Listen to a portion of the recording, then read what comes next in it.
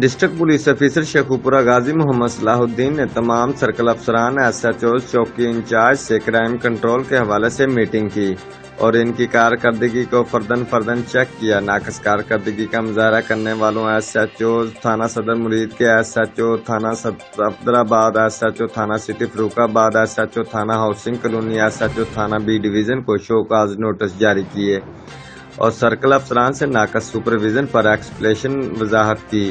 DPO Sheikhupura نے crime control کے حوالے سے پولیس افسران کو گائیڈ لائن دیتے ہوئے ہدایات جاری کی کہ قتل، ڈکیتی، ہاؤس رابری، موٹر سائیکل کار چوری جیسے جرائم میں ملوث ملزمان کو جلد از جلد گرفتار کر کے مقدمات کو جلد از جلد یکسو کرے اور دوران حراست کسی ملزم پر تشدد ہرگز برداشت نہیں کیا جائے گا۔